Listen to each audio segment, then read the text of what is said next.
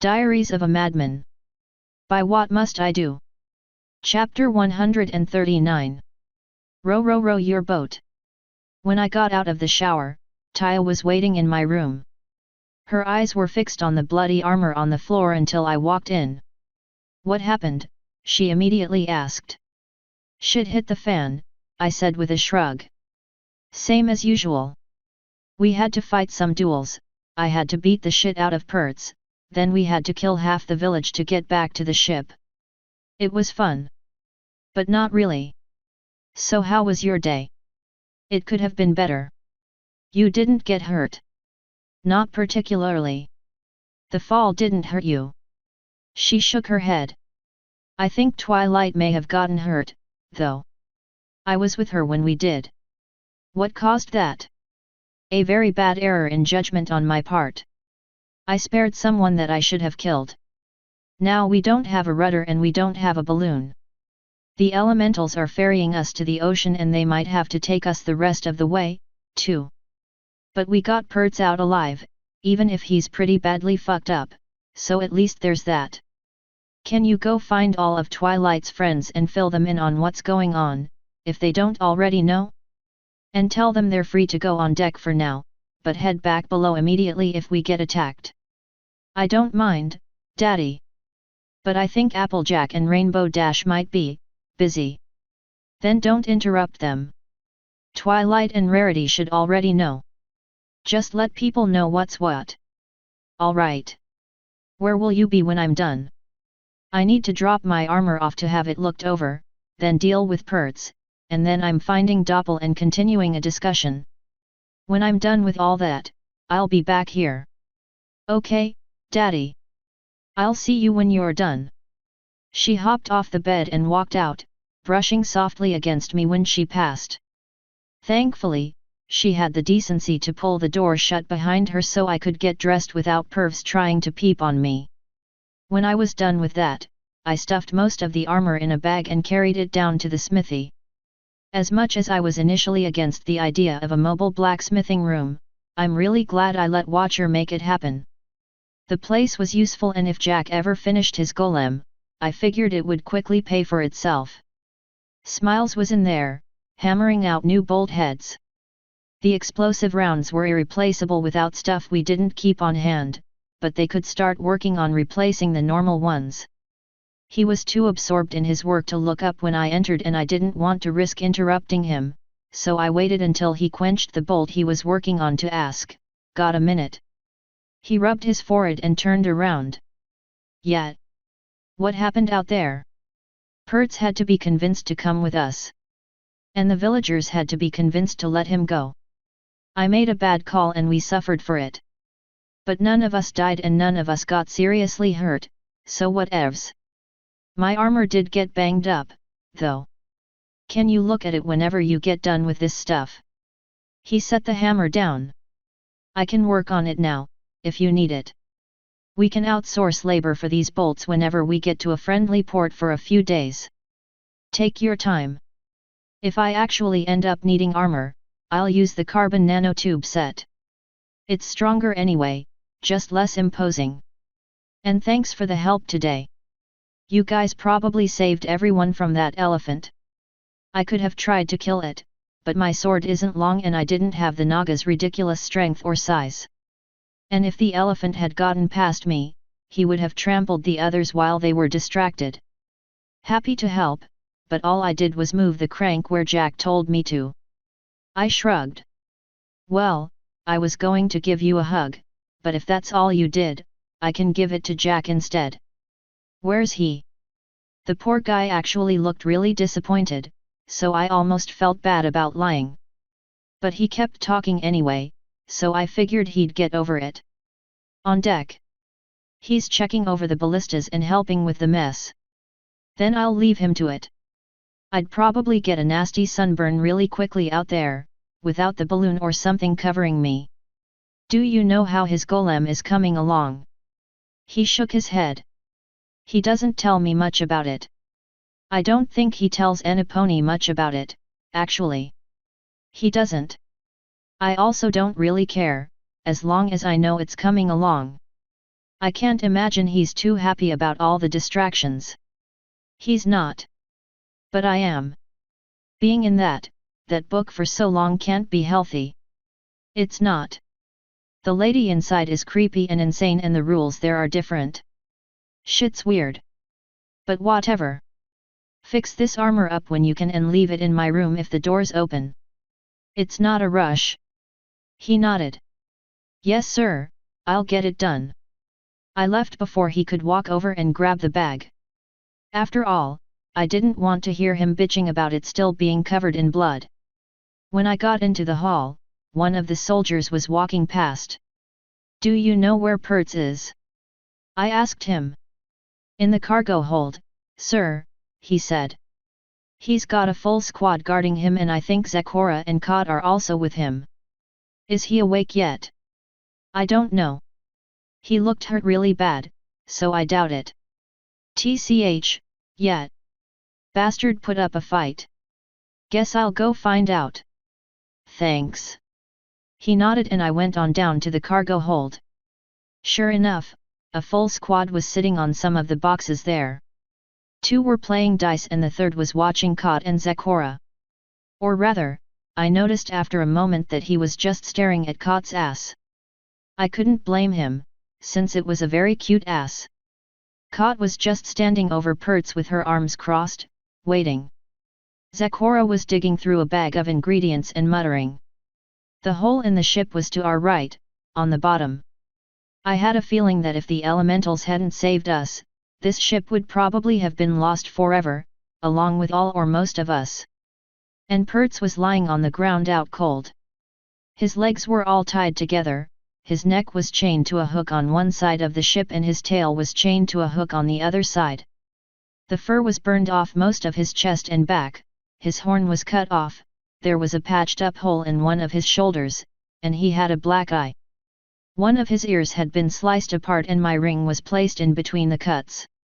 It looked like the flesh had been cauterized together afterwards, to make sure the ring couldn't be easily removed. Any luck? I asked when I was standing next to Zecora and Cod. I know of a potion that would keep him asleep for days at a time, Zecora said, looking up at me. But in his current wounded state, he'd likely never awaken. I believe I can make it milder and allow him to wake up sooner, but it cannot be used constantly, he will need a week to recover before he can safely drink it again. How long we talk in here? I asked. The stronger one, around 5 days. 6, if he's this weak and can survive it. The weaker one would probably be 3 days. He would very likely survive that one. Cod purred and shook her head.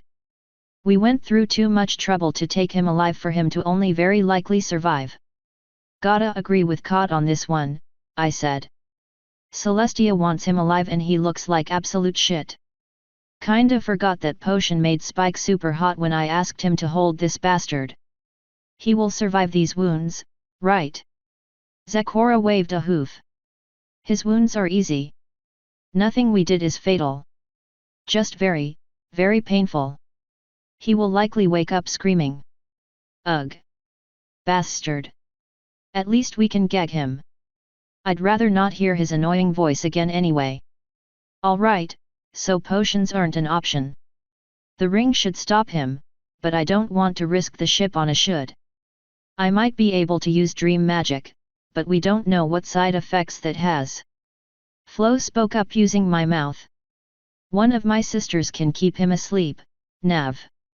We can also help ensure that he survives his injuries. Any objections? I asked. One of the guards spoke up, surprisingly.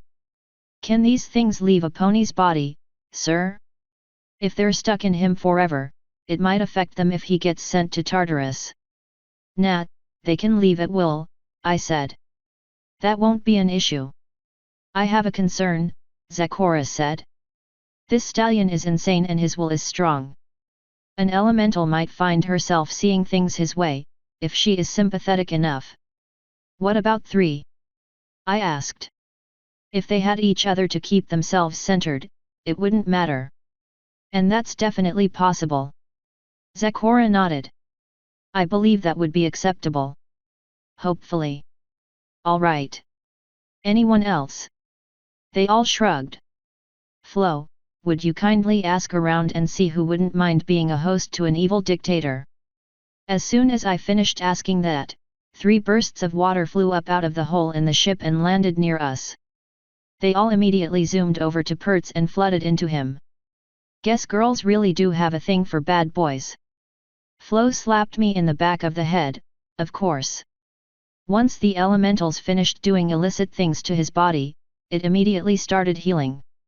A single elemental accelerates the healing process. I guess 3 put it into overdrive, though they left large scars and none of his fur grew back. Soon enough, his eyes opened. One was blue and one was pink. So who's in there? I asked. His face immediately looked conflicted, but soon both eyes went blue and he said, river, cascade, and waterfall. This stallion's mind is very interesting. Can you guys keep him unconscious indefinitely? And, make sure he doesn't die. We can. Would you mind loosening these ropes? They're cutting off circulation. That's the point, I said. If he manages to untie them, he won't be able to go anywhere for a while. No offense to any of you, but this bastard is dangerous and unless he has a full one of you inside of him, I'm not going to risk untying him or making it easier for him to escape. Once we get to the coast, I'll see about getting Celestia to expedite his trip home. Until then, just keep him alive. Very well. But should his hooves become necrotic, we will take matters into our own hands. This stallion may be evil, but he is our charge, and we will not see him unnecessarily hurt. Fair enough. But I'm trusting you guys to make sure he doesn't become a threat. We risked a lot to get him out. His eyes turned pink and he actually smiled. We won't let you down. Good. Then I'm done here. Zecora, if you think you can help patch up the ship's balloon with any of your weird voodoo stuff, go lend a hand. Otherwise, do whatevs. Same for you, Cot. Well, minus the weird voodoo stuff. Then I will go cleanse myself, Cot said. I detest being covered in blood. I just wish we had proper sweat tents. For those that don't know, not that there should be anyone at all, you fucking dickbags, sweat tents are little saunas where the moisture and sweat collects on your skin and you scrub it off, taking the dirt with it. They stink and they suck. I had to deal with that shit when I was in Egypt the first time and it was unfun.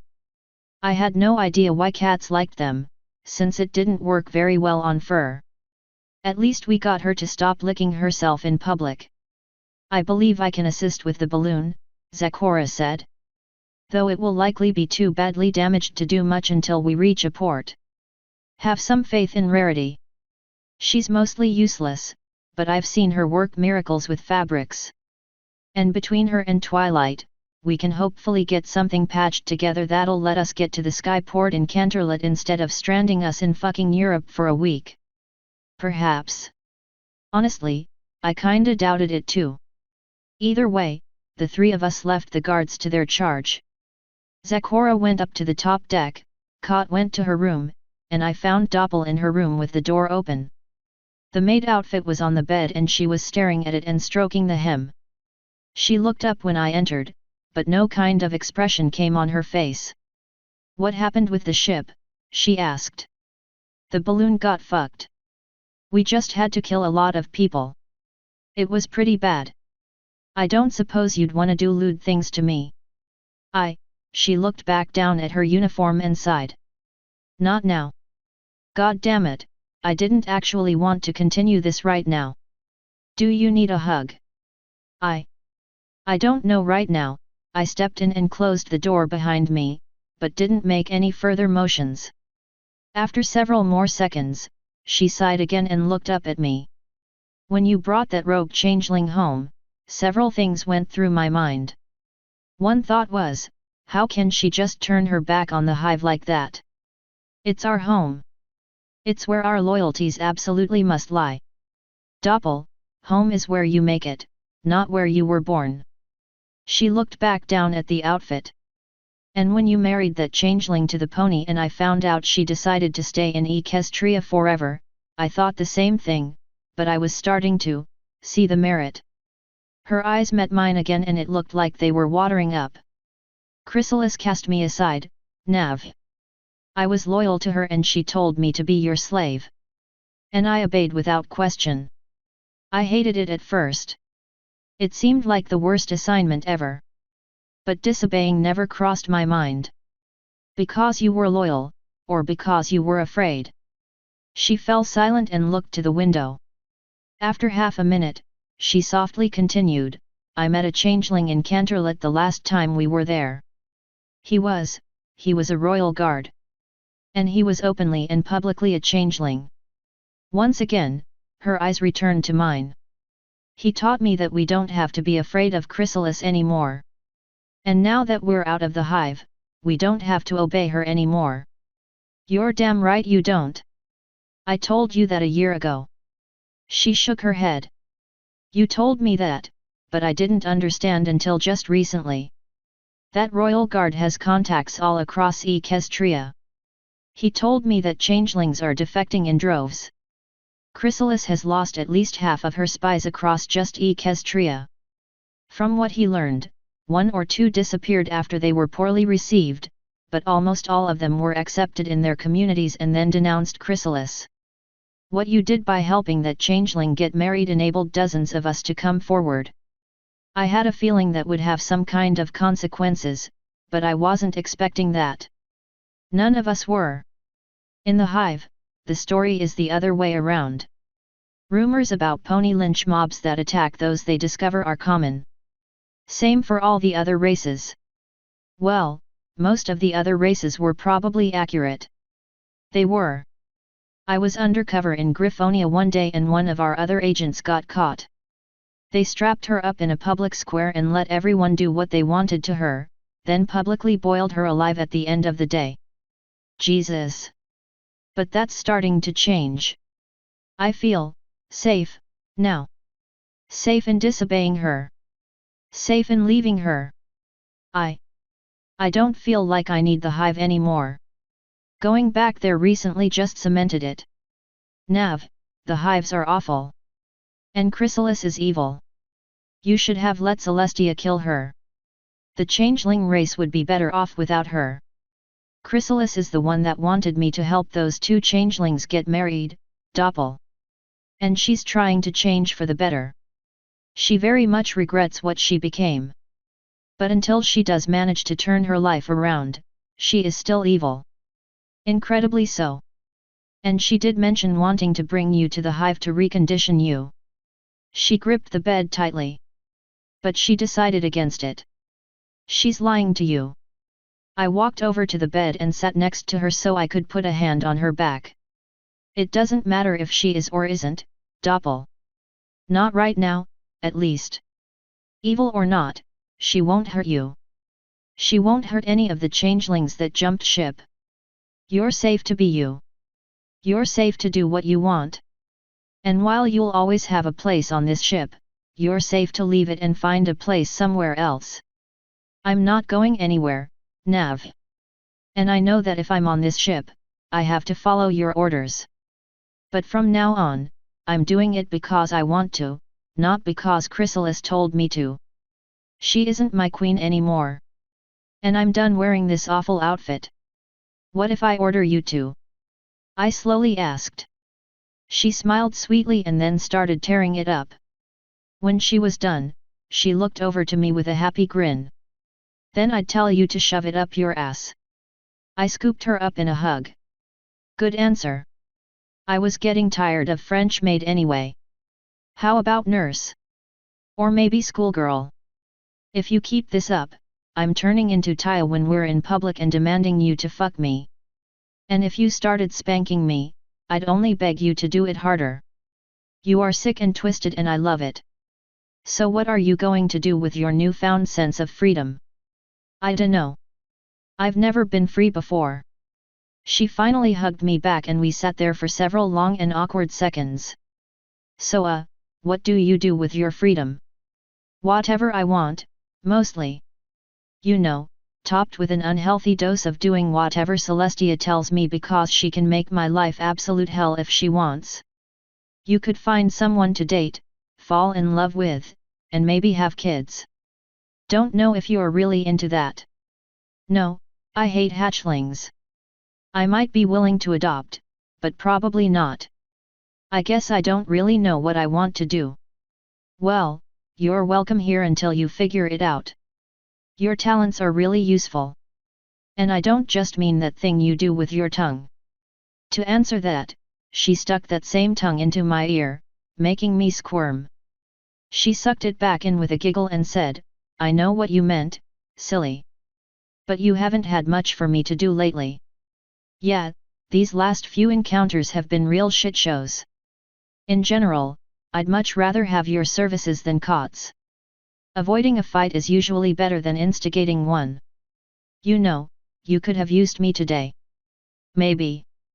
But I don't think this one was avoidable. This shit was bananas. Pertz is insane and he needed to get his shit wrecked. Hopefully he'll be a little more humble now.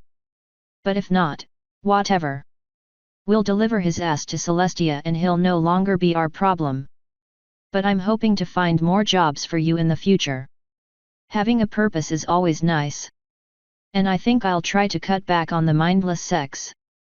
I can't live my entire life in a haze of pleasure and numbness. And soreness, too. Plenty of that, after 4 or 5 partners a day. Jesus, I couldn't imagine that.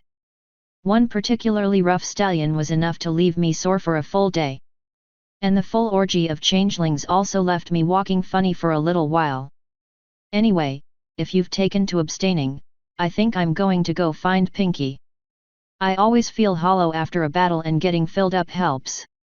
With the elementals and Twilight busy, she's pretty much my last bet. I would, but I was just with a mare a few hours ago and a gay stallion shortly after that, so I probably couldn't get it up as a male right now anyway. And I have no toys, so I can't really fill you up, so to say. I know you prefer mares, but you moan a lot more when I have more natural equipment. God damn it, I need more guys on this ship to fuck. You have it easy, what with being able to bang any of the soldiers or crew. She giggled and rubbed my back. There's always sunshine smiles. I think he really likes you. No. What about the captain? He's about your equal in rank here, isn't he? Iffy, but doable. But he's also usually busy. Those two are pretty much it.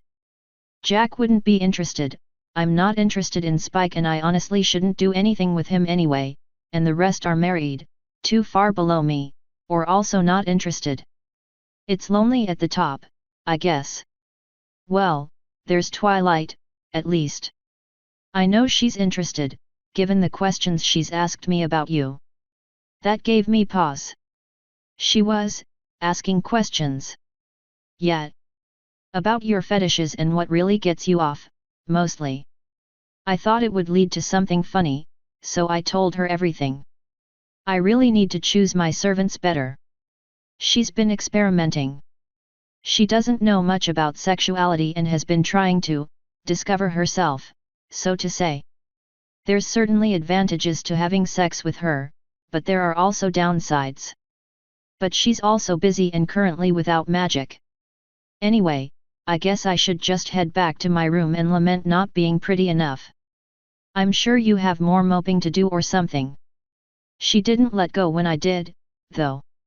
I don't mind helping you get off, Nav. I just can't use what I know you want. But I promise it'll still feel good. I sighed, rolled my eyes, and started pulling off my pants. An undisclosed amount of time later, I was back in my room and feeling marginally better. Since I had nothing to hide at the moment, my door was open and I was just chilling on the bed, staring at the ceiling. I gotta say, I was kinda surprised Applejack was the first one to join me. She probably stood at the door for a while before realizing I wasn't paying any kind of attention, then finally stepped inside and quietly cleared her throat. After blinking and realizing I wasn't alone, I slowly looked her way. She was out of her armor and had nothing on at the moment. No hat, no hairbands. It was honestly somewhat disconcerting. The slightly manic look in her eyes also didn't help. So I sat up and patted the bed next to me. She eyed it for a moment and then slowly and achingly joined me. We sat in silence for a few minutes. Finally, I quietly said, "Duty is heavy." Another minute passed by. She gently coughed and whispered, "Yep." I put my hand on her back. She shivered slightly. I continued, "It is the heaviest thing there is. And you can never have the luxury of saying you were only following orders, because you still chose to follow them." Her body pressed against mine. "We don't kill because we want to, Applejack. And we don't kill because we like it. We don't kill for sport and we don't kill for fun. We kill, we do our duty because it's the right thing to do." Her head fell onto the bed. "There are no words that will make this feel better. Don't think I'm trying to assuage your guilt. Or that I'm trying to comfort you. But Pertz was and is evil.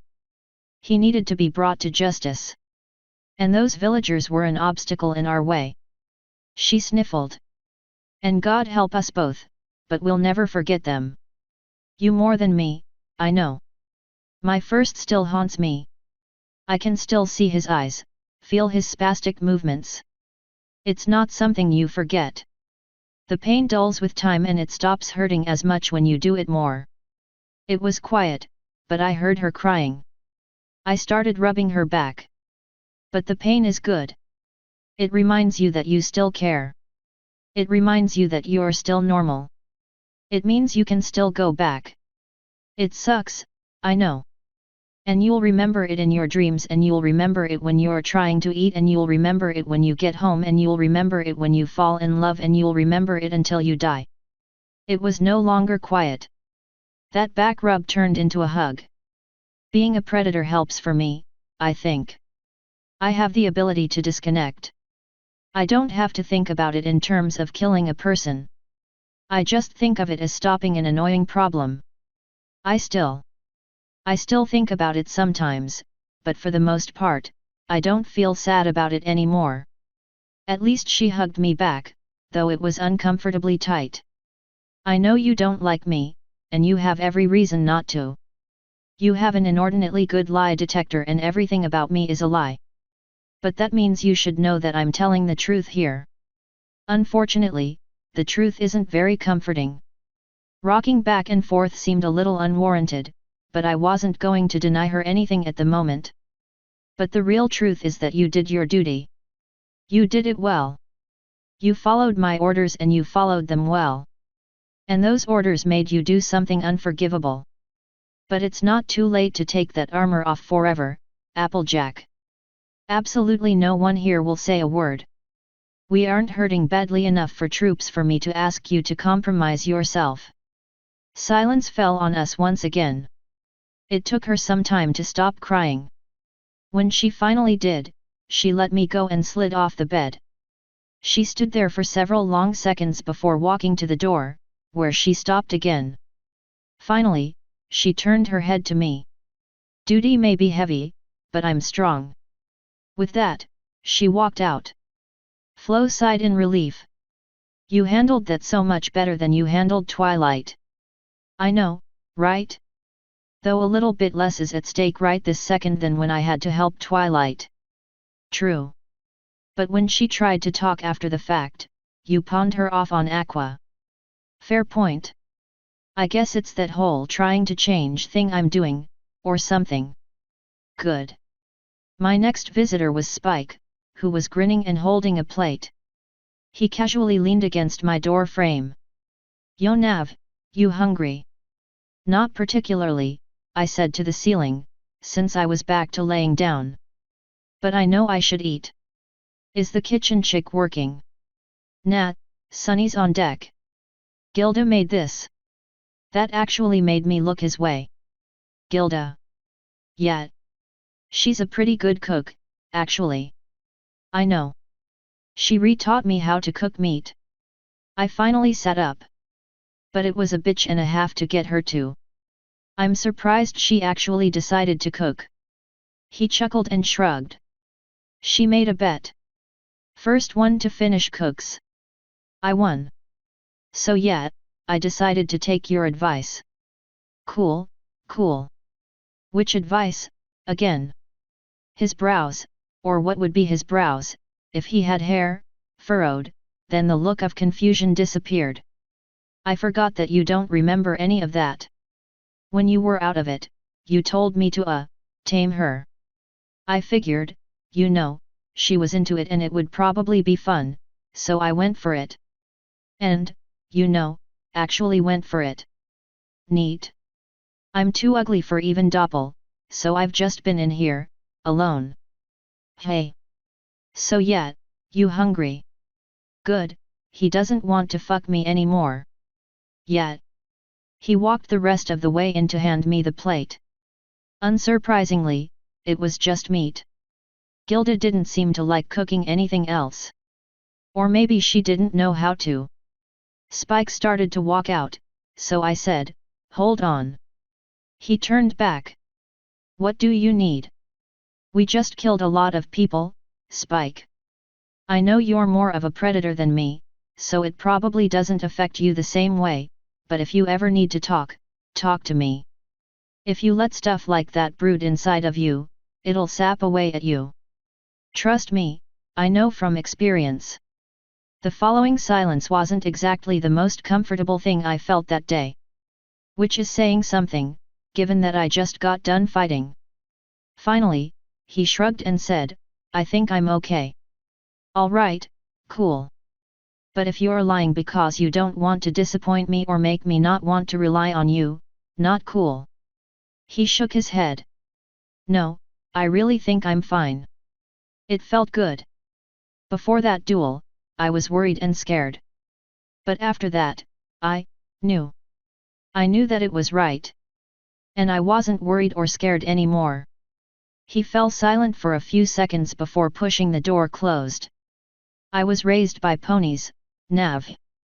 For the longest time, I felt like I didn't belong. I knew I was too different. But today, for the first time ever, I felt right. I felt like, after floundering for words, he took a deep breath and slowly exhaled it as steam. I felt like a dragon. My blood was boiling in that fight. I really, truly, finally felt alive. Oh. That's not something I foresaw. Good. But never for a moment, and I cannot emphasize this enough, never forget who you are, Spike. Never lose yourself to the bloodlust. Because it's easy to do. Slipping away in a fight is the simplest thing in the world. But if you start becoming a threat to your friends, I can't have you fighting with us. I'm happy that you feel right. That's a good thing. But not everything that you were should be forgotten. Ponies have some good ideals. Dragons have some bad ones. Let the pony ideals guide your draconic nature. He just stared at me for a little while before saying, that's pretty gay, dude. Go fuck yourself. Thanks for the food. No problem. See you later. He finally left and I started eating. Taya finally rejoined me sometime after he left. When she stepped in, I looked over to see who was joining me next. I figured you would have been waiting on me. After hopping up to join me in the bed, she said, I thought your session with Doppel would take longer. Guess she's losing her touch. No, she said I'm not pretty enough and sent me away. Daddy, you're beautiful, she said with a gentle nuzzle. At least someone thinks so. I scooped her up and draped her across me. Anything interesting happen? Well, as soon as I told Pinky she could go out on deck, she disappeared. It was kinda weird. Fluttershy also went up, but she just walked. Twilight and Rarity are looking over the balloon now, but I don't think they'll have much luck. It looked pretty damaged. That's because it's pretty damaged. I sighed and relaxed slightly. It might be a long trip home. Well, once we can use magic again, we could probably teleport to a city and get what we need to fix it, right? Teleporting that far will be a pretty tall order. We'll see. It'll probably take the waters a few days to decide what to do next anyway, so this will give them time. And as long as Celestia can get Pertz out of here as soon as we can send her a message, it shouldn't matter too much anyway. I know I wouldn't mind a few days of not being on constant alert. And I wouldn't mind spending a few days with you. And that's just what happened. We got to the coast on the third day of traveling. It was really early in the morning, so just about everyone important was asleep, since we had run into no trouble yet. I was on the deck, casually sharpening one of my knives and watching the approaching guerrilla village. There'd be no avoiding them, this time. Not if we wanted to spend some time getting our shit fixed before hitting open water. As soon as we got to the estuary, the cute unicorn mare that wanted my moist vag walked over to me. My magic is back, Nav. To show off, she pulled one of my sheathed throwing knives out and started waving it around. Excellent. When can you guys start patching the hole in the hull? As soon as Captain Gord and the others wake up. She carefully put my knife back up. When can you send a message to the princess to let her know we need help? Around the time she wakes up. It's, like, 6 in the morning or something here. That means it's midnight there. Even if the message did wake her lazy ass up, she probably wouldn't have the strength to teleport here and then get back at night. I'd prefer not hitting the ocean until she knows where we are and what's going on, so we might as well let the others sleep for now. Alrighty. What do you think we should do about the village? Watch them. I doubt they'll automatically be hostile. If they send a delegation over, we'll talk. If not, I'm happy to ignore them.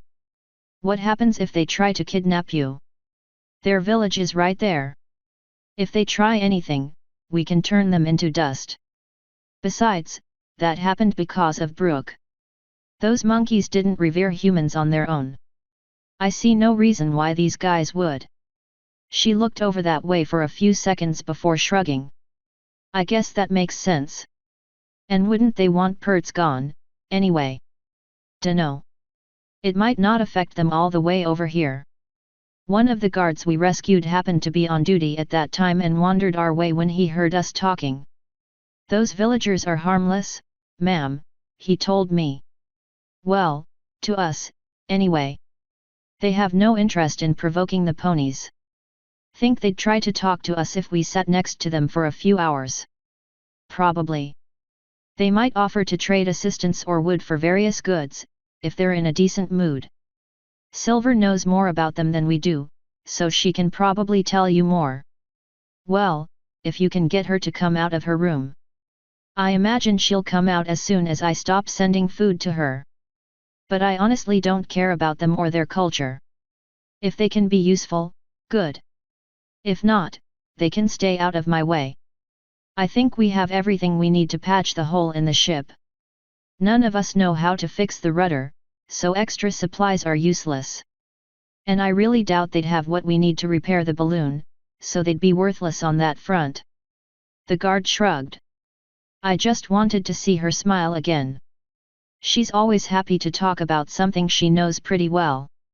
Yep, sounds like a woman. Feel free to ask her, if you want. Either way, I'm not worried about them. The ship finally started slowing down. We were right next to the beach, close enough that we could easily get a group ashore if we needed to. And since those of us with wings could use them again, it would be even easier. Amber, if those lazy bastards are still asleep in 2 hours, wake them up. Then wake up Rarity and tell her to do whatever she can to the balloon. Okay. What should I do until then? I dunno. Whatever you usually do, I guess. I put the blade I was sharpening away and pocketed the stone I was using to grind it. I think I need to have a discussion with Brooke. Flo, would you mind asking her to meet me in the map room? She murmured an assent, so Amber and the guard got to watch me walk away. So how do you think this is going to go? I asked Flo. Honestly, I'm not really sure where any of us stand. Most of us are still undecided. Brooke arrived in the map room shortly after I did. As soon as she oozed in, she ran a hand along one of the ship's walls. "This boat is heavy, I imagine. Can you get us to a friendly port, if we can't fix our balloon?" "Yes, but the going will be slower now that the chances of attack are much lower." That pace was exhausting, and I don't think there's a pirate alive that would attack a ship crewed like this, or armed and armored like this one. Excellent. The next part of that conversation would likely be decidedly more difficult than a status report, so I decided to go ahead and take the only chair in the room, then wait for her to look at me with her slightly pink eyes. "What are you going to do about the fires?" That pink drained away immediately. "My sisters and I will reach a consensus. That consensus is that we will help you. But we have not reached it yet, so until we do, we will not assist you in searching for them or saving them." I couldn't stop my hands from steepling in front of me. "You all knew this was coming. Just as we knew the sun would rise for the coming day, or that the tide would roll in. One does not typically stop to consider that which is inevitable, even if it affects them. Yes, we knew this was coming. And we dreaded it and we feared it. We didn't want to think of it. And now the time is here and we must decide. And we must decide to help you. And we will decide to help you, even if it's a dangerous decision. And do you consider doing nothing a better proposal?" She slid over to one of the small windows and stared out at the African landscape. "Chaos has shown its hand. But it has not been overly active in this cycle, so to say. Flow has shown us your interactions with it, and we have begun tracing threads." Her head turned to me and her eyes flashed yellow. "Some threads we see have been extremely troubling." With that, she actually started pacing. "Some of my sisters debate that biding our time is wiser than freeing the fires.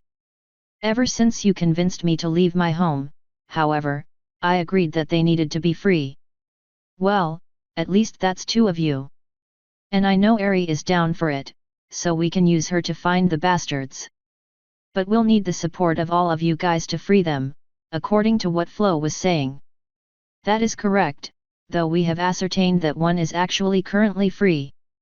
And we know where the other two are, but we won't tell you until we've decided to assist you. Not that it would matter, given how crippled we are. Unless one happens to be at a nearby port or something. But nothing's ever that easy." She finally stopped sliding back and forth across the floor, at least. It was kinda weird, since she didn't actually turn when she got to a wall. Her entire body just reformed so that it was facing the other direction. "I do not believe deliberations will take us too long. We all know that it's the right thing to do, whether or not it will help stop chaos. Our fiery siblings are violent and destructive, but their tendencies can be curbed. We will not be a part of freeing the heirs." "Okay. Now, if Celestia..." "That is not a point you wish to debate," she broke in. "It's not. Now, if Celestia can't get Pertz off the ship, would you prefer moving us across the Atlantic or up to Europe?" It sounded like she wasn't expecting me to just accept them not breaking out the heirs. But she didn't want to look that particular gift horse in the mouth, so she just said, "Moving up to Europe. 3 of my sisters can keep him placated indefinitely, though they might eventually start to sympathize with him. Since he will not be an issue, I believe it wiser to get the ship to a port sooner rather than later, in case there is more damage than we realized and we worsen it." "Fair enough.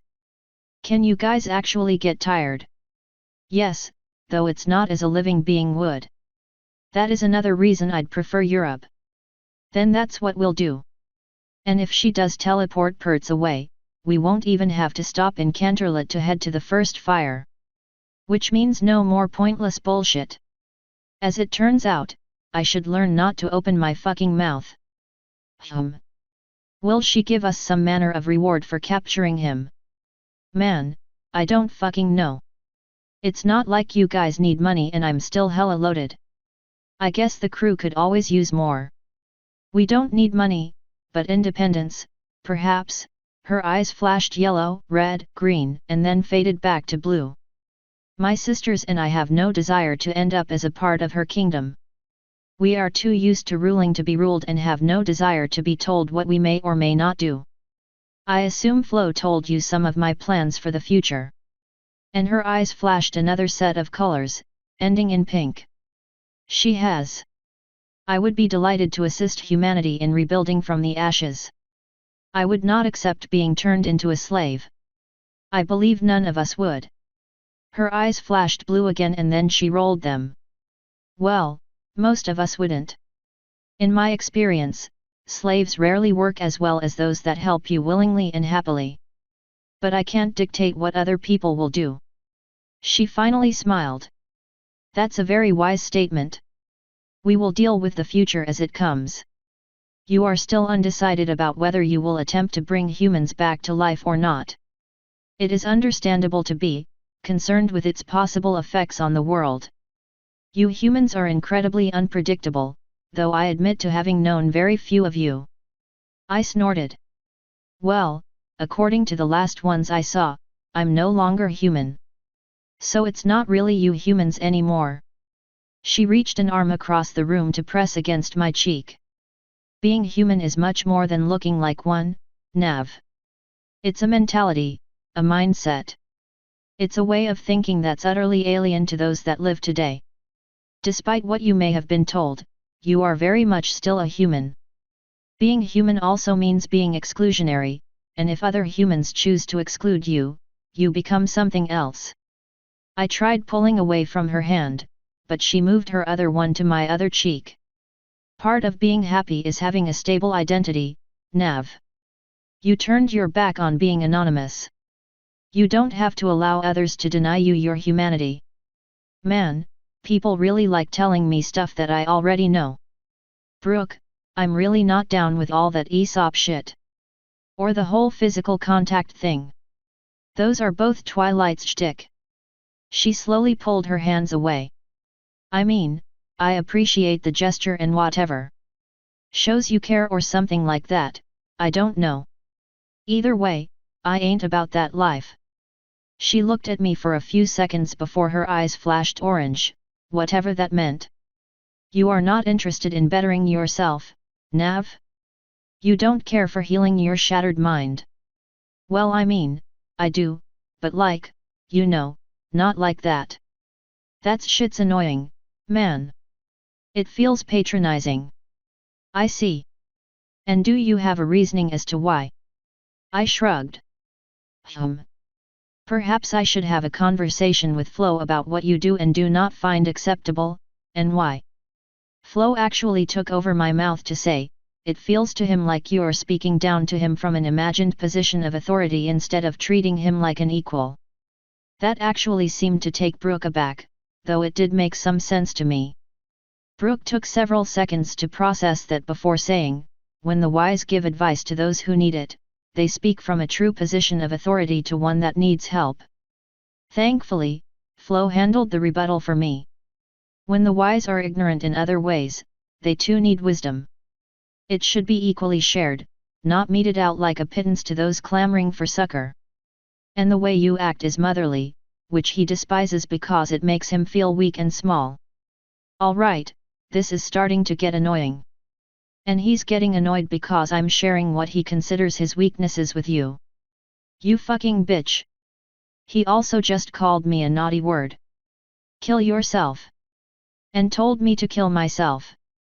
If I continued sharing his unpleasant thoughts, we'd probably be stuck in a very long loop. Interesting. That answers several questions I had about his childhood. You don't know me, bitch. I imagine he has a very unpleasant thought when I said that, too. Flo forced me to nod. Very interesting indeed. Navarone, know that when a water elemental tries to give you advice, we do so solely for your benefit. We mean absolutely no offense by it. I kind of wanted to answer that, but Flo didn't let me. He knows, intellectually. But it still rankles because of several deep-seated issues he has yet to open up about and refuses to discuss with me. Woman, I swear to God. He's getting really mad. I think I'll stop. Anger is good, Brooke said with a small nod. You rarely show strong emotions because you bottle them up out of fear. You should learn to release that floodgate. The defining characteristic of a man is not the inability to show emotion, but rather the ability to show it wisely. You choose to hide it until it breaks your dam and dangerously spills over. Learn to use your emotions when and where you need them. I don't need them. That's why I don't show them. She smiled ever so sweetly. Tell that to Taya. The urge to find out if a water elemental could be strangled was growing quite quickly. Unfortunately, I knew that doing so would likely be unwise, so I forced myself to continue sitting there instead. So I tried a different tactic. I don't exactly have the best roadmap in the world for knowing when to show emotions. She lifted what would have been an eyebrow if she had hair. The ponies aren't good examples, then? It seems like they would be, to me. Fuck. I didn't exactly have the best home training for knowing when to and when not to show emotions, I should say. Much of what happens in your formative years affects how you become as a person. However, it doesn't write your personality in stone. People can and do change, Nav. I'm sure you know that well from your dealings with Twilight. It isn't easy, and admitting that it's necessary can be difficult. Thankfully, I believe that you already did so.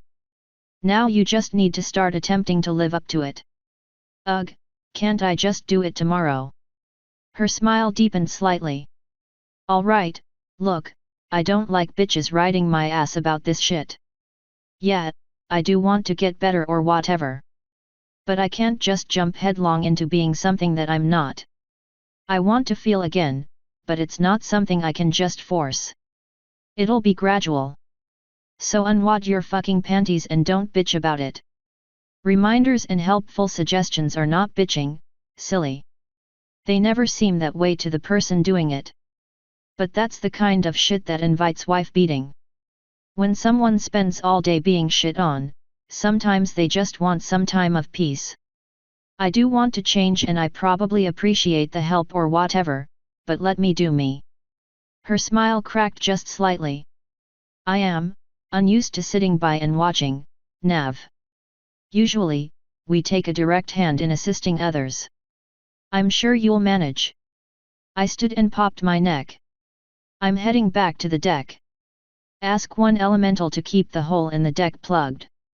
The rest can do whatever they normally do. I have an unfortunate feeling that we'll be needing them again soon. Likely. Would you be interested in meeting the sister we freed? Anything particularly special about her? I asked. She is a loner, which is why she was here when she became trapped. Even now, aside from thanking us for our assistance, she has said little. Then she'll have little to say to me. I'll meet her when I meet her. She finally let me leave the office in peace, though she did watch me while I exited. Flo, your sisters are really creepy sometimes. She sighed judgmentally, but didn't say anything.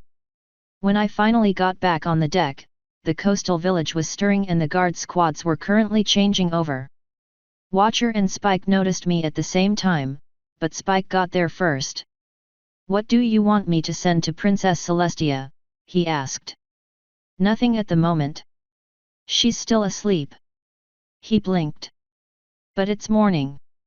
Watcher got to hear that one, and replied, it's morning here. There, it's probably around 1 or 2 in the morning. And Celestia rises with the sun, I said. It's late fall now, I think, so that'll probably be around 7 or something, so another 6 hours. I'll have a report written for you by then. Just chill for now. Alright, I guess. Find me when you need me. He wandered off to do his guard duty, not that I really figured we needed it anymore. That made it Watcher's turn. Zecora and I both want to send a delegation to the village. We want to show them Pertz. And we want you to be there as well, as the person that is bringing him to justice. Tell your squad to test their magic thoroughly first. If it all works, find 2 elementals to ferry Pertz over. I'll take the squad guarding him, the Naga, and Zecora. Watch us from here. If shit hits the fan, the elementals will probably get to us before you can, but I want you to at least try to help. You agreed to that more quickly than I thought you would. Okay. Let me know when all of that is done. He shrugged and said, yes sir. He walked back below and I pulled my gun up to check it over. It still looked fine, so I slung it and walked over to the Naga. We're going into the village soon, I said. I'm not expecting a fight, but be ready. Of course. I would be interested in seeing how more of these beasts fight. The last one was quite a disappointment. And we're not going to bring that last one up, either. I have no idea how they'd feel about us killing one of them, even if he was working with Perts.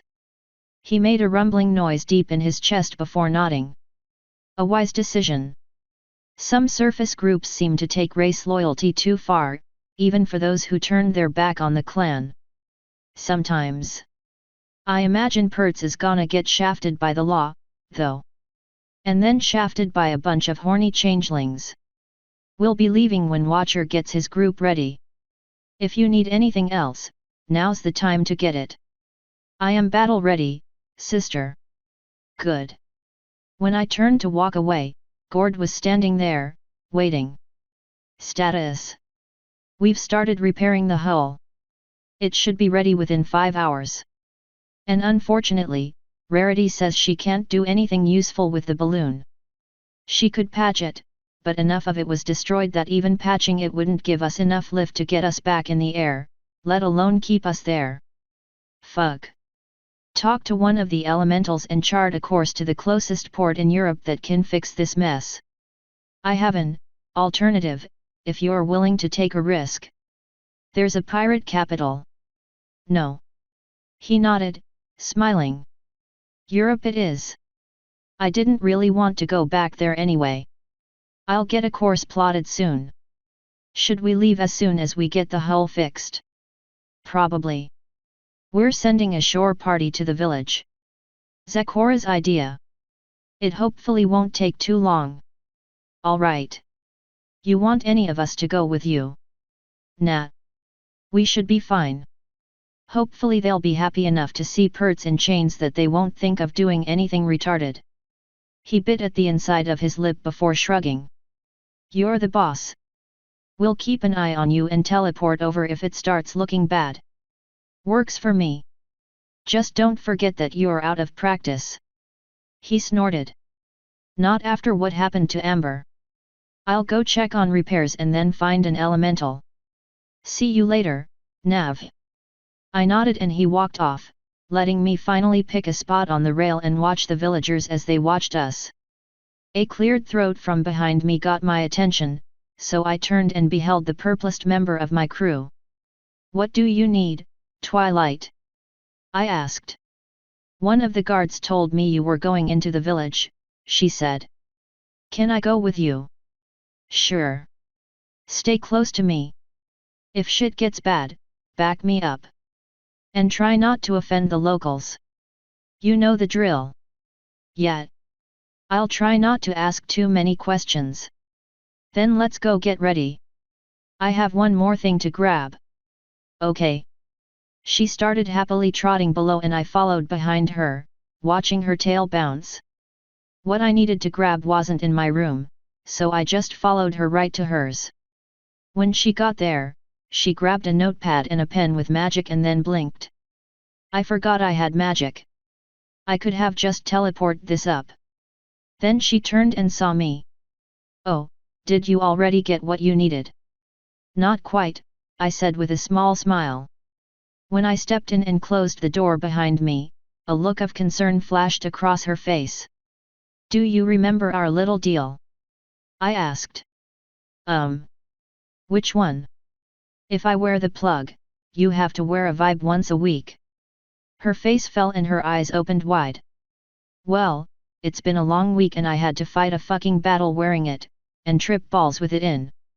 I think it's your turn. Both of her ears drooped. Maybe I shouldn't go. Nope, you're going. I walked over to one of her drawers and rummaged around until I found the cute little buzzer. And you're going wearing this. And I'm going holding this. I pulled out the remote. So go ahead and finish getting ready. She quietly gulped, then used magic to pull the toy away from me. Are you sure? Yes. And you'll be wearing it the next time we see Celestia, too. And a bunch of other awkward times. So might as well get used to it now. She sighed and floated it behind her. A few seconds later, I stroked the controls, making her squeak. All right, let's go. I left it on low for the moment, so we couldn't hear it. Or at least, I couldn't. Okay, we walked back to the deck. As soon as she got to the stairs, I bumped it up to medium and she almost slipped. She chose not to comment. It went back to low and I figured I'd leave her alone for a while. Watcher was not idle in that time, thankfully. His squad was ready to go and came to attention when I approached. Pertz was standing next to Flo and Nayad. Zecora was watching the village. The Naga was staring at Pertz. Any intel about them, Zecora? I asked. I stayed there for a day after I was cast out, on my way to finding passage away from here. They are friendly enough, but territorial. Do not enter any building without permission and do not touch anything without it being offered. They did not like Pertz, and will be happy to see him in chains. If they ask us to leave, we will leave without question. Simple enough. Can we fly right to the village, or should we head to the outskirt first and walk in? Walk in case they ask us not to enter. I'll fly over. Naga, you swim. Twilight, teleport with Zecora when you see where I'm going. Flo, Nayad, you do your thing with Pertz. You three, dynamic entry. Nods all around, so I took off and rode the coastal winds to a spot near the edge of the village, next to the river. As soon as I landed, Twilight joined me with Zecora. The guard Pegasus dropped the earth horse right as the unicorn teleported in. Ames and the two elementals showed up seconds later. The two elementals held Pertz up by his forelegs so it didn't look like he had any kind of freedom of movement. Before I could ask Zecora what to do next, two very large gorillas came thundering out of the village toward us. Zecora didn't seem overly concerned, so I didn't move. Sure enough, they stopped in front of us. What is your business here? One of them asked. Zecora stepped forward and said, we come bearing news. Pertz of Equestria has been dethroned. See him stripped of his power. She waved behind her. The gorillas both looked and gaped, showing off some impressive teeth. Navarone of Equestria has brought him to his knees. Not really of Equestria, but okay. Is this truly the scourge of the Heartlands? One whispered, taking a small step closer. It is, I said. Or rather, was. Princess Celestia of Equestria discovered that he has been abusing the trust she placed in him and sent me and my crew to bring this monster home, to face justice. After I beat him in single combat and we eradicated the majority of his slaves, we are finally ready to drag him back to Equestria. One slowly nodded. It is good to see this blight brought down. His large eyes focused on mine and I suddenly found myself wishing I wasn't in plain clothing. And you are the one that defeated him. Yes. I have skills tailor-made to take down arrogant unicorns. We would love to hear the tale. You are all welcome into our village. Please, follow us. As much as I really didn't want to tell the story, I figured following them anyway would be prudent. No reason to make enemies, after all. So we followed them. I took point, with Zecora on one side and Twilight on the other. The elementals oozed behind us and the guard squad treaded behind them. Ames slid along next to the two sisters, grimacing slightly to himself at the feeling of wet dirt getting stuck to his tail. We saw your ship when you first showed up, one of the gorillas said. It appeared magnificent then, and we thought it heralded some manner of change. It took a beating from their witch doctor, I replied. We're taking time now to patch it up as best we can before we limp to a friendly port. We will likely be happy to assist, one said. Though I doubt there is much we can do to help with such a vessel. The thought is appreciated, Zecora said. I'm glad she spoke up, because I wasn't planning on replying to them. When we got to the village, we picked up a ton of stairs. The village wasn't all that large, but it seemed that each hut had several people living in it, and they were all interested in who, and what, we were. The two leading us further into the village didn't say anything, so none of us spoke either. Before too long, we reached the center of the village, where the largest hut was. Standing in front of it was a gorilla that stood about as tall as the Naga with shoulders just as wide. Honestly, if that thing tried attacking me, I think I'd prefer to fly away, magic sword or not. He didn't look very happy to see us, either. Why have you brought these interlopers to me? He demanded. The two gorillas bowed and one said, they bring Perts in chains, Kerchuk. That got his attention, of course. He looked over them to the only one of us in chains. Is this truly the Great Defiler? He whispered. It is, I said. Princess Celestia sent us to capture him when she learned of his actions. He snorted. At least the Pony Queen can remedy some of her mistakes. What is your name, Lady Warrior? I am Navarone, sir, I said, nodding my head. I pacified Perts and my host of warriors eradicated many of his soldiers, freeing several captives in the process. He leaned back slightly. You pacified Perts alone. I did. And I led the warriors who killed many of his troops. And you freed the true king of the lions. It will be interesting to see the coming power struggles. This is welcome news. But I am very interested in how such a small being could capture someone so powerful. Of course, I'm also interested in just what you are. I have never seen one like you. Or the watery things holding that monster. I am a human, I said. A magical mistake brought me here from the past. My kind has long since died out. My condolences, human. I imagine being isolated in such a way is painful. There was no need to reply to that, so I waved my hand behind me. These are water elementals. Very intelligent, very kind, very dangerous, and very useful. They can form symbiotic relationships with various beings, directly helping them. They are also figments of the past, brought forth once more. A tendril from each elemental moved forward, making the large gorilla jump back in shock. I am Naiad, and this is Flo, she said. Since Kerchuk didn't seem interested in shaking hands, the tendrils interweaved before slurping back into their bodies. We assist Navarone out of thanks for saving us. Kerchuk stared at them for several long seconds before slowly saying, we live in interesting times. The Naga chuckled and said, those who live in interesting times create tales of glory to be shared for generations. That made the gorilla nod, at least. True.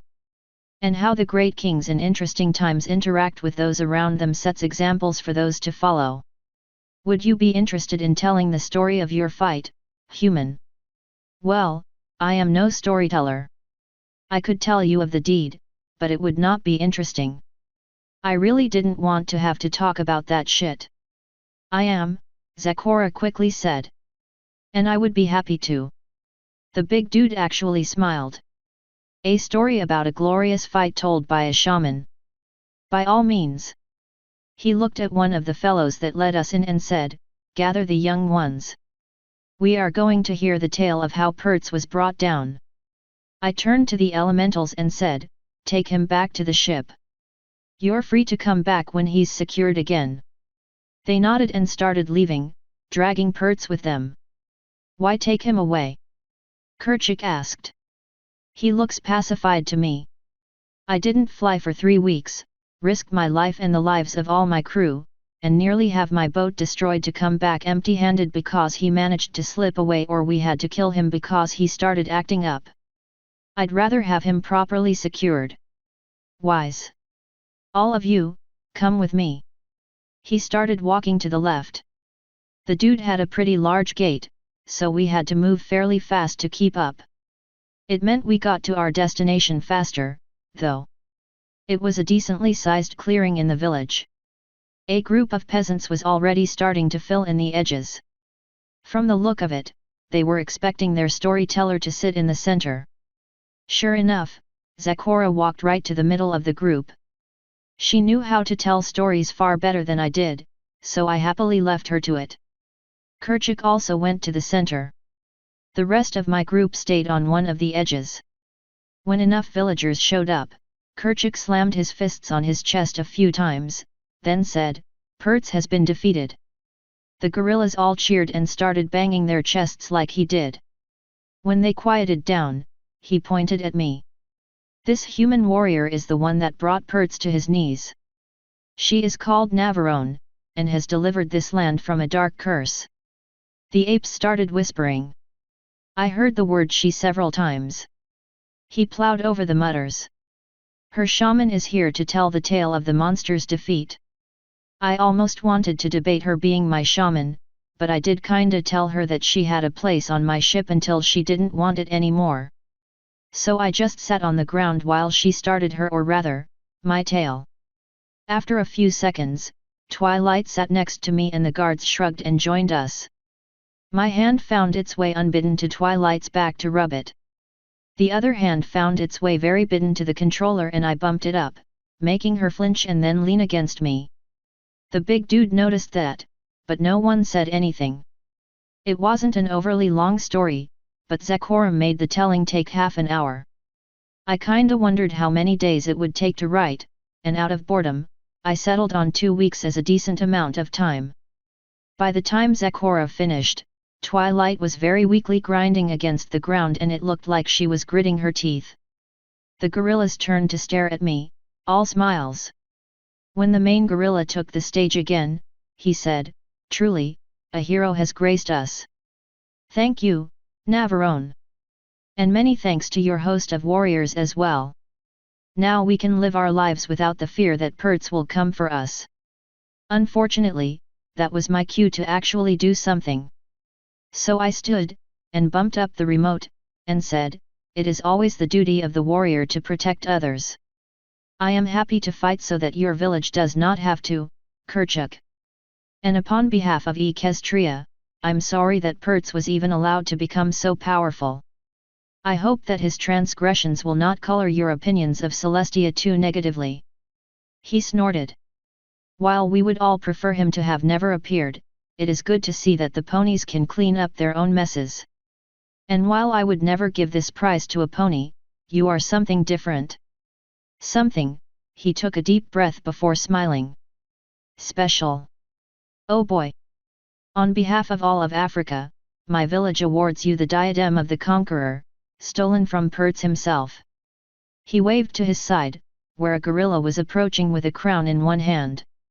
Twilight loudly gasped and for a second, I thought she actually came. Then I took a closer look at the crown and realized that the stone on it matched her ass tattoo. Hey! Maybe that's one of the elements of harmony or something. When the random gorilla got close enough, Kerchak carefully picked up the golden crown and lifted it up before him. "Step closer, Navarone the human. I really didn't want that ugly thing on my head, but I figured it was for the best." Twilight started to say something, but I bumped the controller again and she chose to stay silent instead of risking a moan. Soon enough, I stood before the giant. Each of his hands was probably about the size of my head and even standing near him made my skin crawl. The dude could probably tear me to pieces without even breaking a sweat. Thankfully, he chose to just gingerly place the fugly crown on my head. "Thank you, Kerchak," I said. One of his hands clasped my shoulder and I felt my knees almost buckle just from the weight and pressure, but I managed to hold it together. "Thank you, Navarone.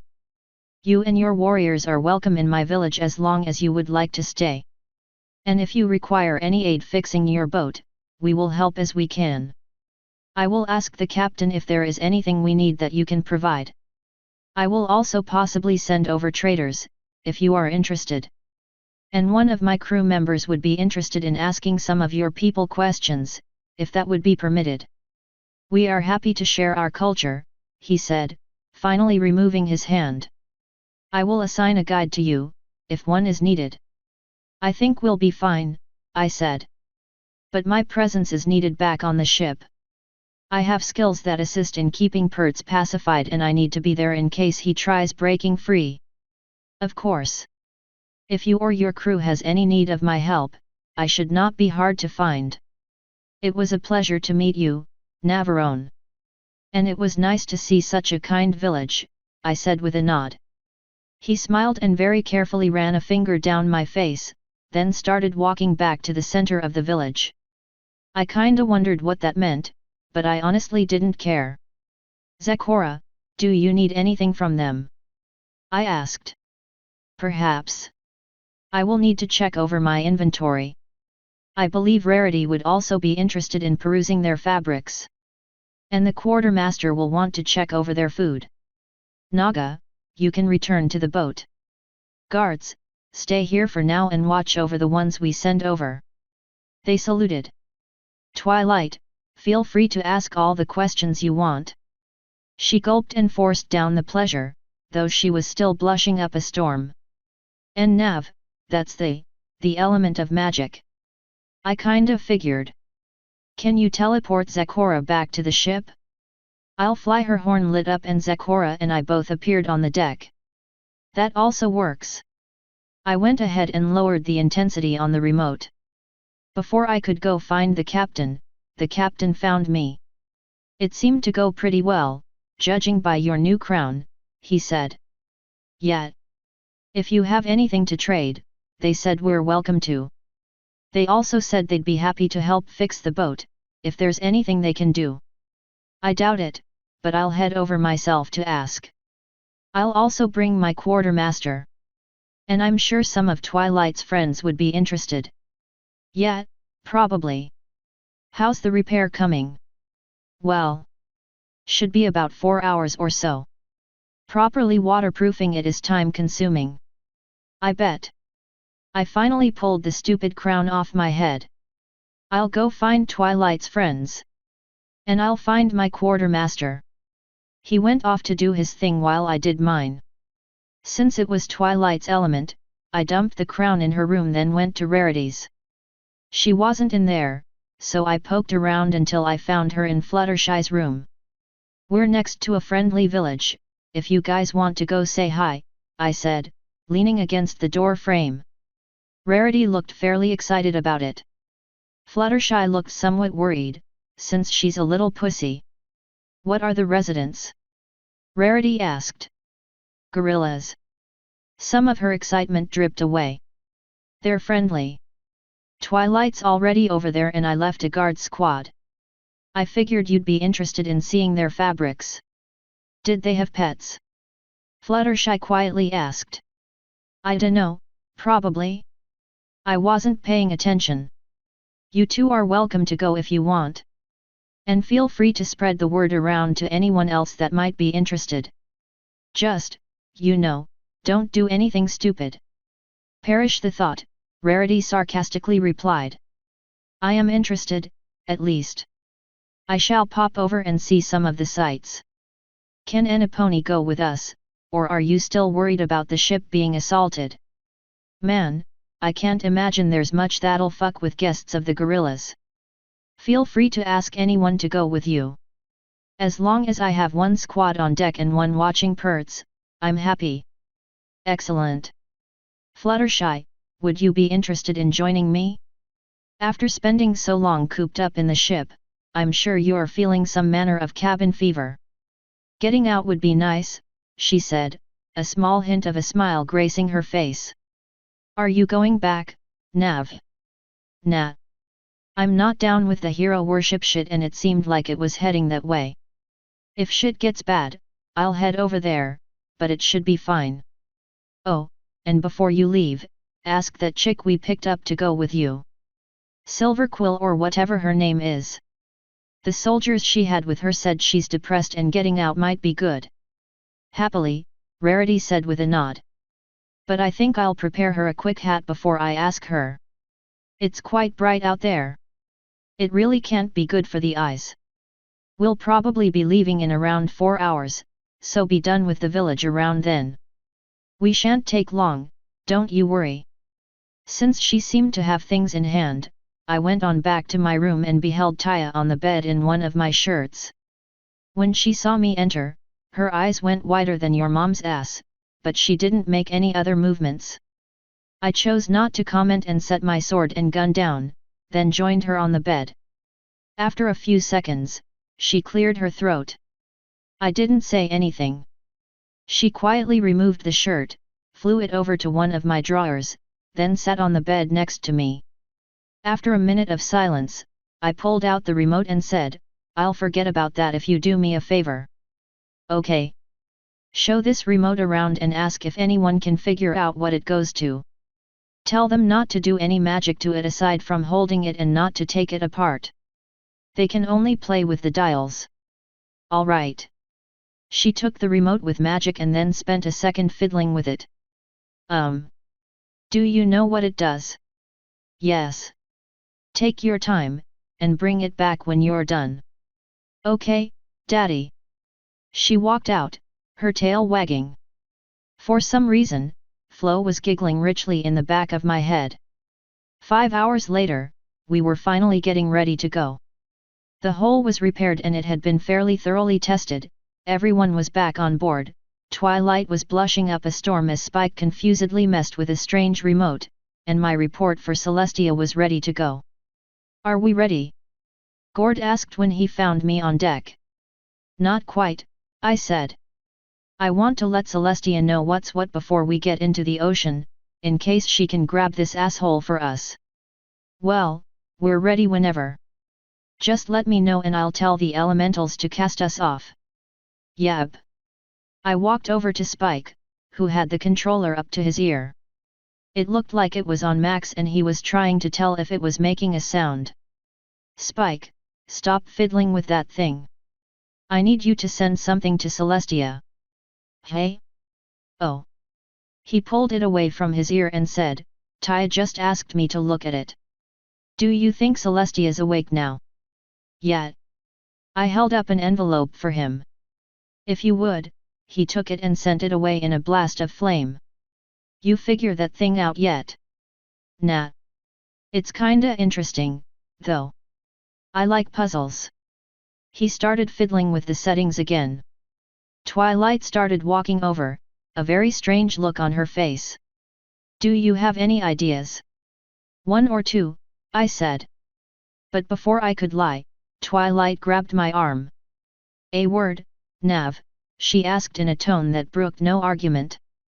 "Sure," I said. She picked me up with magic and started dragging me away. Spike shrugged and twisted the dial back up to max, making Twilight flinch. When we got to her room, she pressed me up against the wall. "What the hey is wrong with you?" "I don't know what you're talking about," I said, smiling. "The deal is that I got to control the remote. So I used that control to let other people play with it." She really looked like she wanted to argue, but I was kinda right and she knew it. And of course, the way her back legs were shaking, I could tell she was feeling too good to stay angry. So I put one of my hands on her head and started rubbing her ears. "A deal's a deal, silly," I said as I leaned in for a kiss. She moaned as her lips met mine. It looked like her tail was raising and I kinda wanted to do a little more, but the moment was ruined by Spike walking in. His eyes immediately went to a place they shouldn't. The way her tail was angled, he pretty much saw everything, from our kiss to her goods to the buzzing thing lodged in her goods. After a small blue screen of death moment, he slowly turned his head to the controller in one of his hands. Then he looked back to the buzzing thing. Then back to the controller. When he looked back up, he got to see an extremely embarrassed Twilight and a smirking human. "So what did you need?" I happily asked. From the expression on his face, he knew exactly what had been happening, and didn't really know what to make of it. He slowly turned the controller off. The buzzing we could all hear stopped and his ears dropped. He slowly put the controller on the floor. When it was out of his hands, he backed up, pulled the door shut, waited a few seconds, then knocked. Twilight slowly pulled it open with magic, but refused to meet his gaze. Both of their faces were burning red and neither said anything. He just held up a return note from Celestia. I walked around Twilight and grabbed it. I need to speak to you alone. Return to your room. Thank you, Spike, I said. And we can have that discussion later, Twilight. Neither of them said anything, so I scooped up the controller and walked on down to my room. As soon as I closed the door, Celestia teleported in with an unusually loud pop, then shivered and lifted a hoof to her head. It's been some time since I teleported that far, she said with another shiver. Can you get back with Pertz? I asked. Yes. But I would also like to return with you. There's been an emergency in the Mage's Tower and I need you, your ring, and your key, if possible. I'll need to talk to Gord and Watcher and see if they need me and if they have enough bits to cover repairs. But I should be able to go. She shook her head. Your ship took damages in service of the Crown, Navarone. She magicked up an official-looking document and continued, give this to any shipwright at an official shipyard in Europe and they can bring it to a royal bank to be reimbursed for all repairs and materials. I took the document and quickly looked it over. It said pretty much the same thing she did, with a lot more fancy wording. Neat. I'll still need to talk to some people. I'll show you to Pertz and then go find them. Very well, though I would like to see some others before we depart. Yet. Twilight has some stuff for you. Shit got weird on this trip, man. Like, super strange. Shit was bananas. You can tell me more when we have a moment's peace. For now, take me to Pertz. I have words for him. Right this way. I led her out of my room and then down into the cargo hold. Thankfully, no one was out and about, so I didn't need to explain why the hell the princess was there.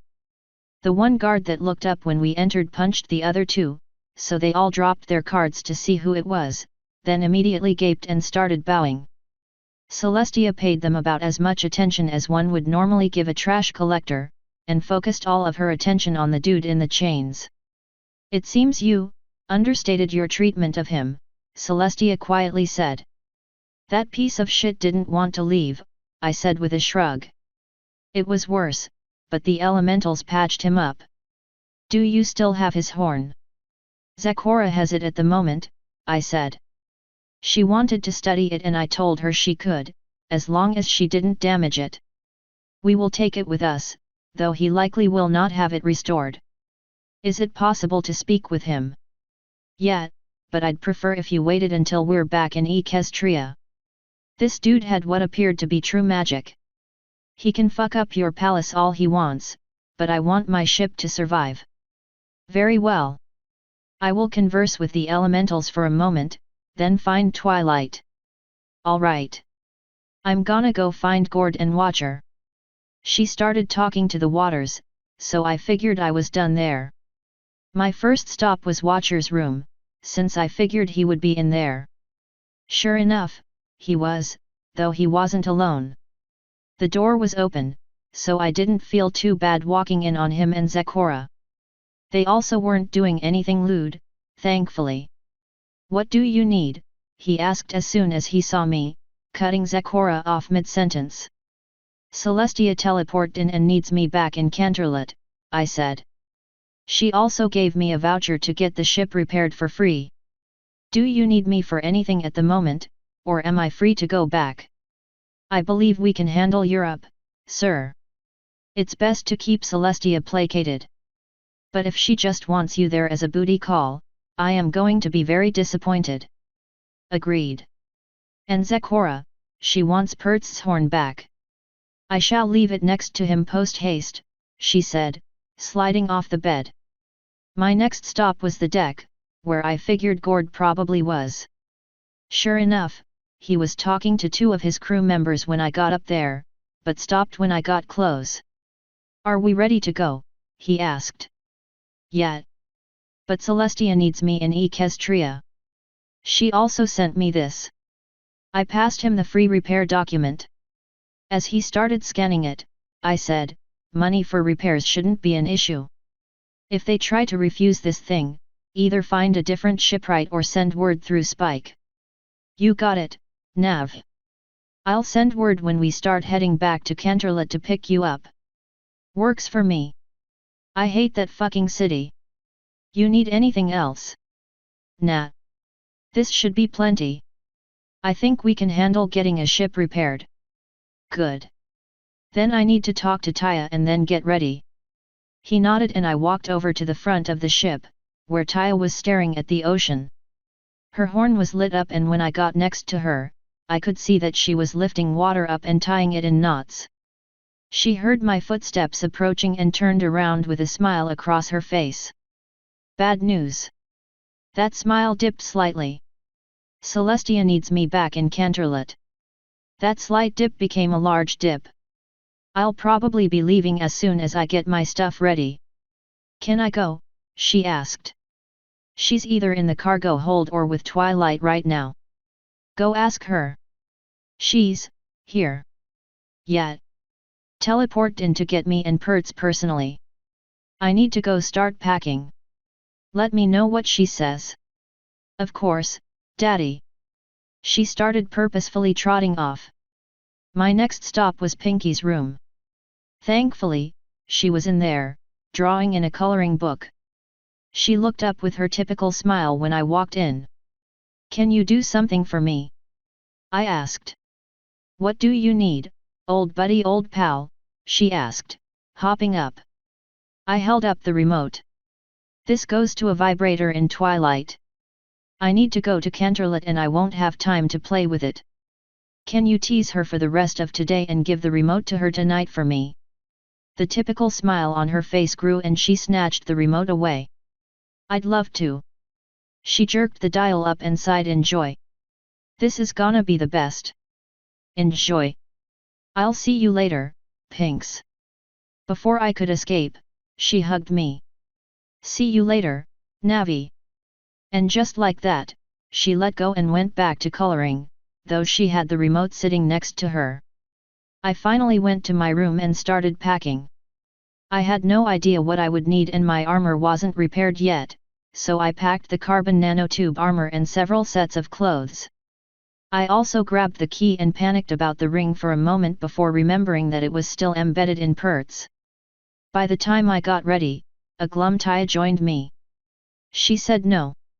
I'm sure she has her reasons, I said with a hug. It shouldn't take the ship too long to get repaired, and hopefully this business won't take too long and she can teleport me back.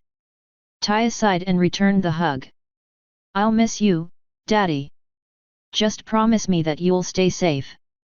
Always. After another several long seconds of hugging, I let go and pulled away.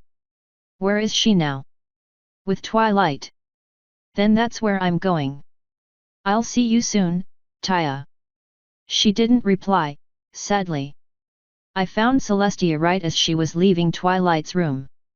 I could see the hint of a blush on her face and she was carrying several pages of notes with her. I decided not to comment and instead asked, ready? Yes. Let us go and collect Pertz. We went back down to the hold. The guards immediately came to attention this time. Celestia noticed them just as much as before. Elementals, can you please put him to sleep and remove the ring? None of them said anything, but his eyes closed and then they all oozed out. When each one was free, they slid up to his ear and did something to it to make the ring slide right out, and healed the ear behind it. If you would, Nav. I reached over and caressed the elementals gently, making them turn pink. They held up the ring for me and I took it. Thank you, girls. I'll see you in a little while. They all slid off Pertz and then threw the wood on the bottom of the ship. Are you ready? Celestia asked. Yep. Let's go. Her horn lit up and the world seemed to shift and then I fell to my knees. She gently put a wing on my back. That much magic build up at once for someone who has not experienced magic in some time feels quite unpleasant, she said. At least I recovered quickly. I achingly pulled myself back up and shivered for a few seconds. Fuck, that was bad. My apologies. But shining armor can only hold his shield for so long. We needed to return sooner rather than later. Shit, Shiny's here? What kind of emergency did you say this was, again? She grimaced slightly. Tell me, what do you know of demons?